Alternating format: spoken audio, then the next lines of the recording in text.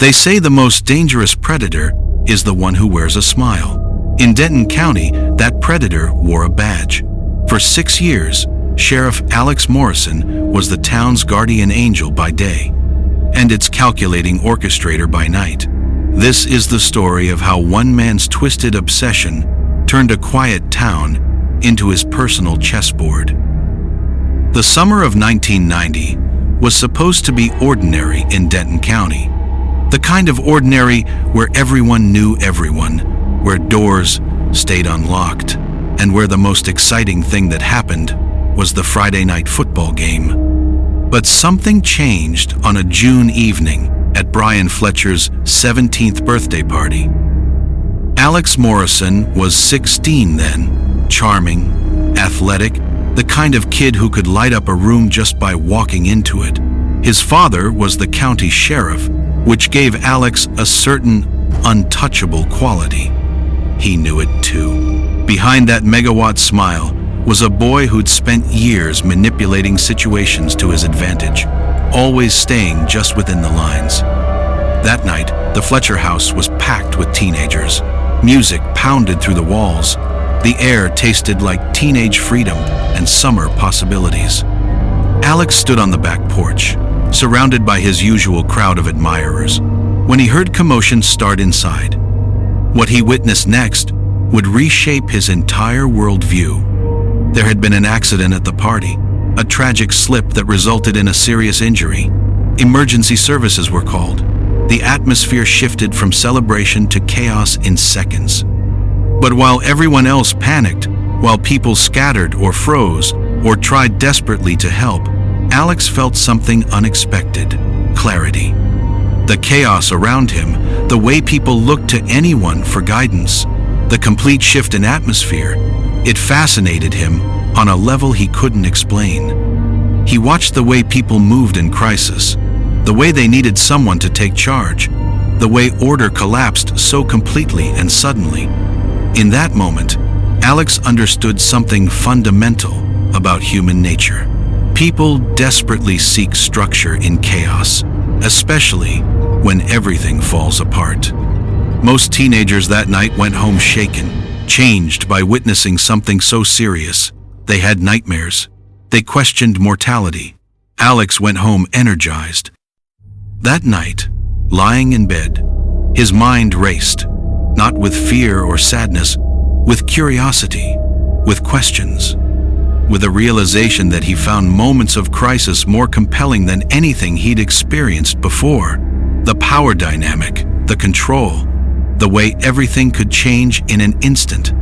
The thought should have troubled him. Instead, it felt like discovering a hidden truth about himself. By morning, Alex had made a decision. If he wanted to understand crisis situations, to be present when order collapsed and chaos reigned, he needed to be in a position of authority. He needed to be the one people turned to. He needed to be exactly like his father. He needed to be a sheriff. The change in Alex was gradual and utterly convincing. Alex stopped his manipulative behaviors at school.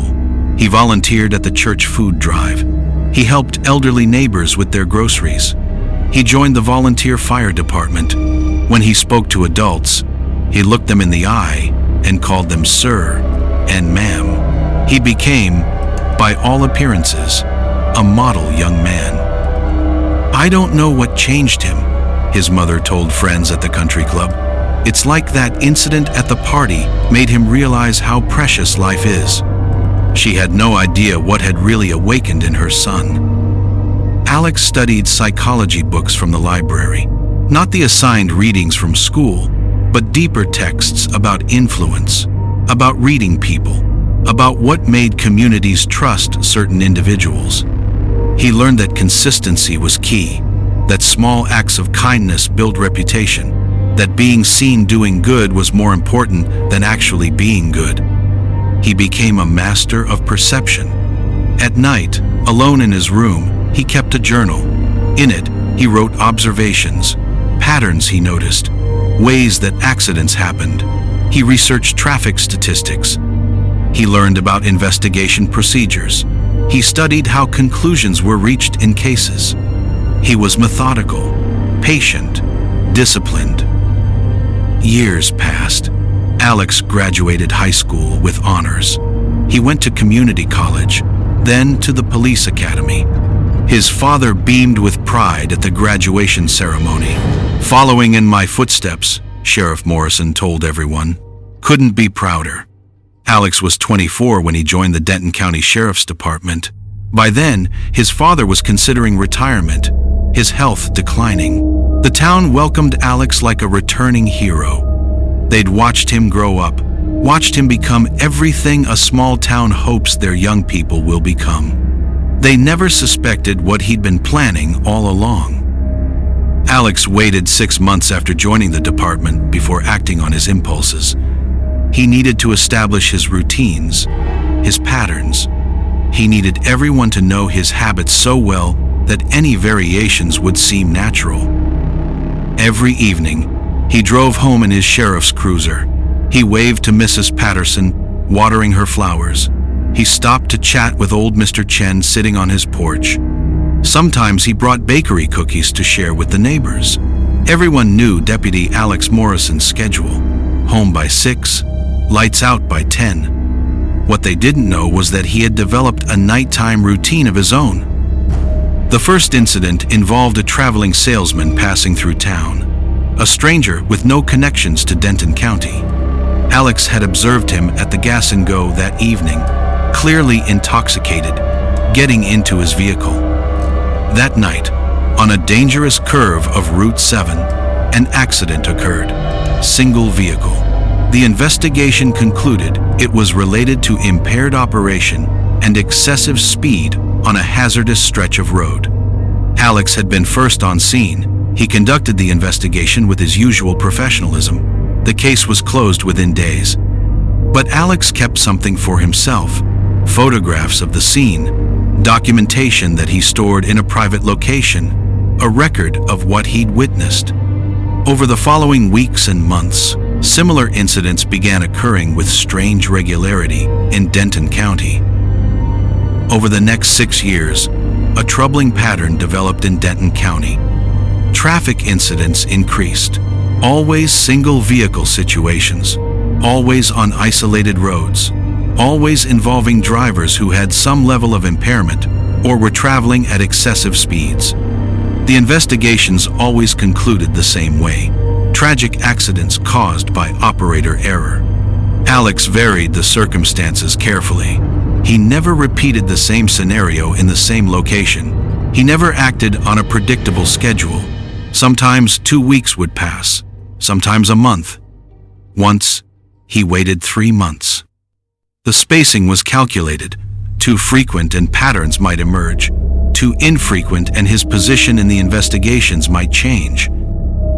By 1996, Alex's father had retired, and Alex himself had risen to head sheriff. The promotion gave him exactly what he needed: oversight of incident investigations. He could guide conclusions, influence reports, and ensure that any questions were addressed satisfactorily. The town of Denton County saw him as their protector. At 32, Sheriff Morrison was dedicated and seemingly tireless in his commitment to public safety. He gave talks at the high school about road safety. He organized community awareness events. When incidents happened, and they seemed to happen with disturbing frequency, he was always professional, always thorough, always compassionate to the families. "He's dedicated to this community," people said.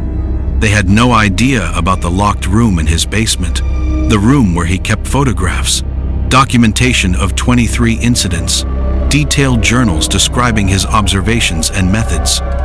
He'd kept meticulous records since that first night. The notebooks revealed a mind that viewed these situations as experiments in human behavior. He wrote about patterns, about responses, about the dynamics of crisis situations. But Alex was getting more confident, more comfortable, and overconfidence, as any professional knows, can lead to errors in judgment. Mike Davidson moved to Denton County in February 1997. He was a truck driver, recently widowed, looking for a quiet place to spend his retirement years. His son Dave had just finished college in Dallas and promised to visit often. Mike had a reputation for being a careful driver, 40 years on the road without a single incident. But he also liked his whiskey, especially since his wife passed. Not while driving, never while driving, but afterward, at whatever bar was closest. Alex noticed him almost immediately. New people were rare in Denton County, and Alex made it his business to know everyone. He ran Mike's background check as a matter of routine. Truck driver, widower, no criminal record, just another person passing through life. Alex observed Mike for weeks, learning his patterns. Every Thursday night, Mike went to Rusty's bar on Main Street. He'd have 3 whiskeys, never more, never less, then drive his pickup truck home to the small house he rented on Meadowlark Lane. On March 27th, circumstances aligned on Old County Road. Mike's truck went over an embankment on a dangerous curve. The incident was severe. Mike didn't survive. Alex was first on scene, as he often was. He conducted the investigation personally. The conclusion? Operator impairment combined with a hazardous road condition. The case was closed within 48 hours. But there was one thing Alex hadn't anticipated. Dave Davidson wasn't willing to accept the official conclusion. Dave Davidson sat in the Denton County Sheriff's Office 3 days after his father's passing, holding a manila folder across his lap with tight fingers. "Sheriff Morrison," he said, his voice carefully controlled, "I need to understand what happened to my father." Alex leaned back in his chair, his expression perfectly sympathetic. "Dave, I know this is difficult. I was first on scene. All the evidence indicates—" "My father wasn't impaired," Dave interrupted. "He had 3 whiskeys at Rusty's. 3. The same number he's had every Thursday for the past year." I called the bartender. "My dad drove trucks for 40 years, Sheriff. Handled rigs 3 times that size, in worse conditions than a country road at night. Incidents happen, son, even to experienced drivers." "That's just it." Dave leaned forward. "My dad didn't have incidents, not ever. 40 years, not a single one. And now I'm supposed to believe he just lost control on a simple curve?" Alex maintained his mask of patient concern. Inside, something alert awakened. This was unusual. Families grieved, they questioned, they struggled with acceptance. But they didn't typically investigate. Not like this. "What are you suggesting?" Alex asked carefully. "I'm not suggesting anything. I'm asking questions. Did you examine the road for obstacles? For anything that might have caused him to swerve?" "Of course we did. Standard procedure." And we found nothing unusual.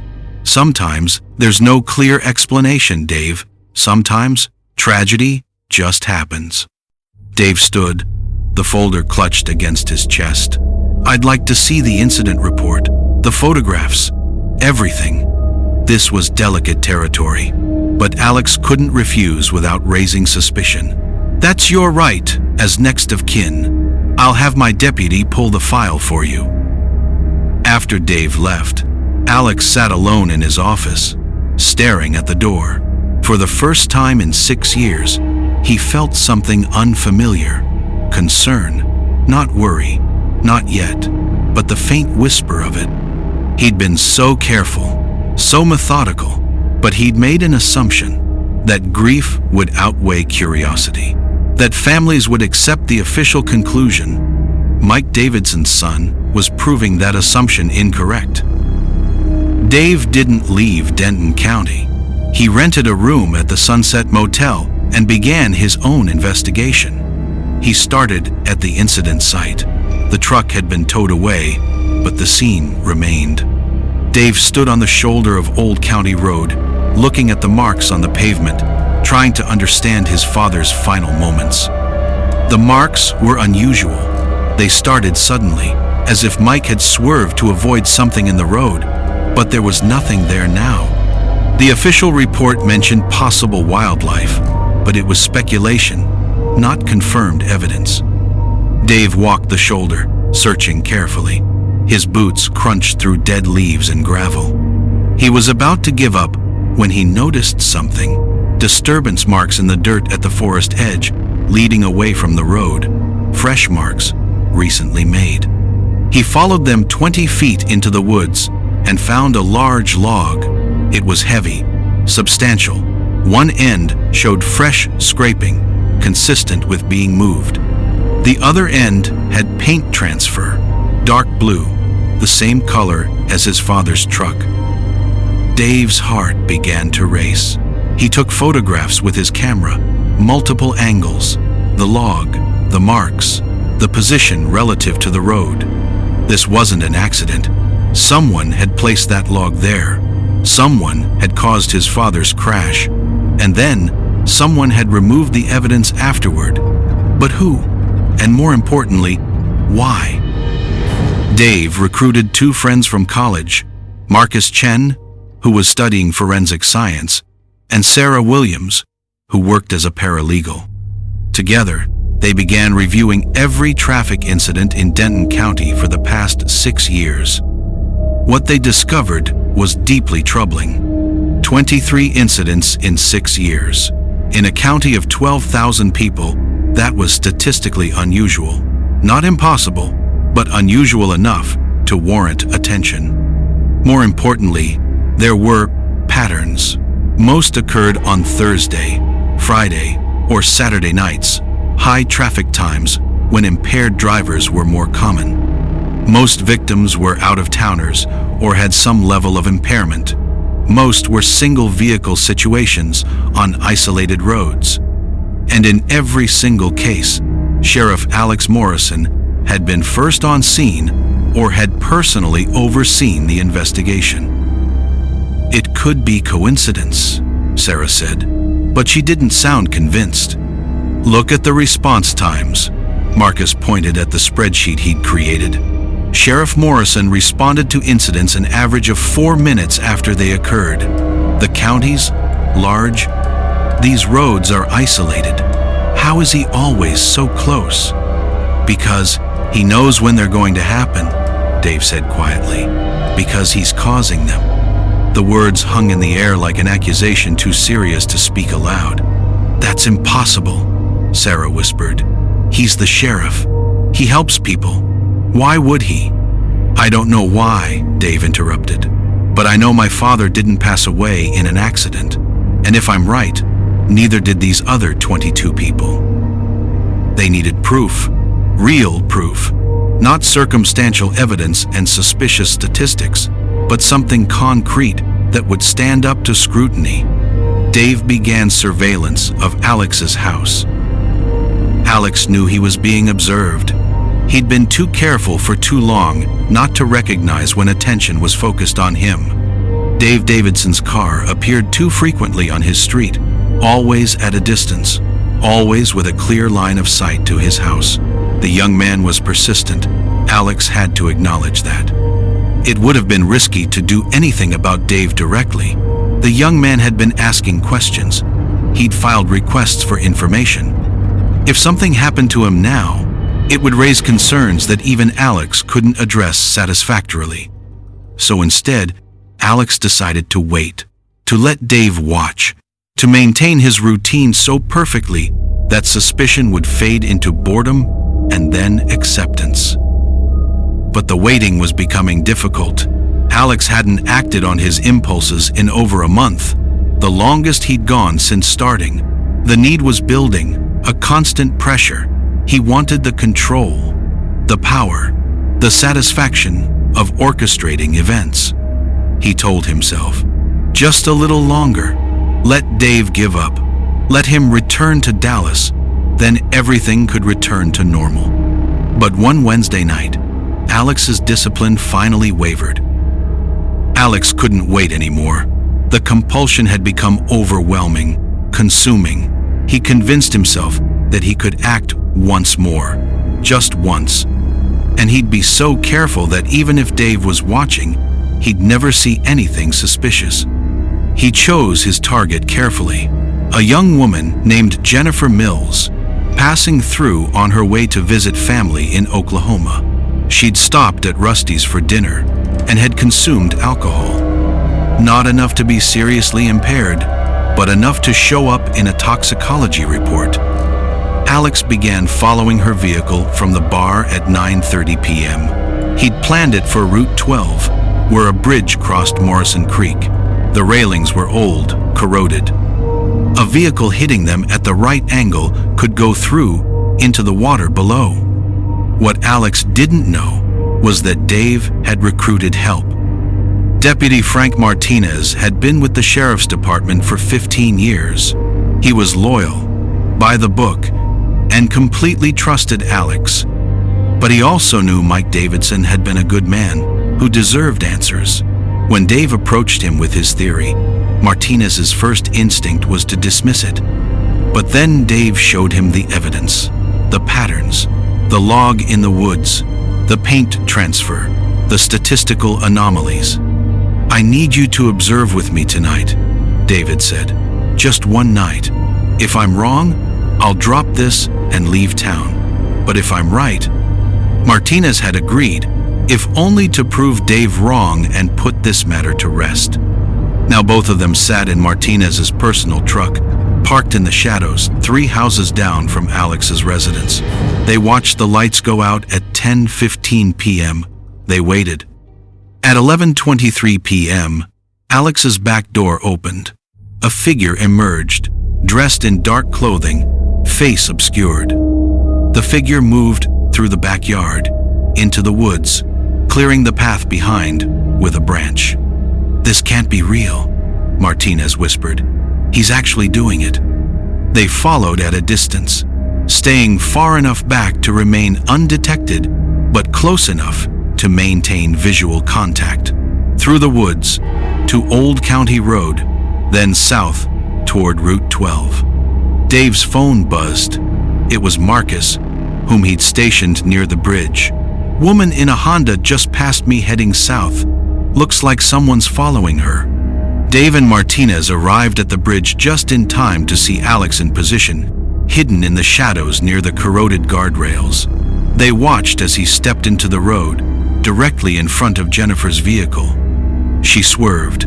The Honda's tires made contact with the guardrail, but the railing held. The Honda stopped at the edge, front section over the water, but it didn't fall. Jennifer was distressed inside the vehicle, restrained by her seatbelt. The vehicle balanced precariously, and Alex approached the vehicle, not to help, to finish what he'd started. "Sheriff, stop!" Martinez's voice boomed across the night as he and Dave emerged from cover, service weapons drawn. Alex froze, his hands near the rear of the Honda. For a long moment, nobody moved. Then, slowly, Alex raised his hands and stepped back. Martinez radioed for backup while Dave carefully helped Jennifer from the vehicle. She was shaken but unharmed.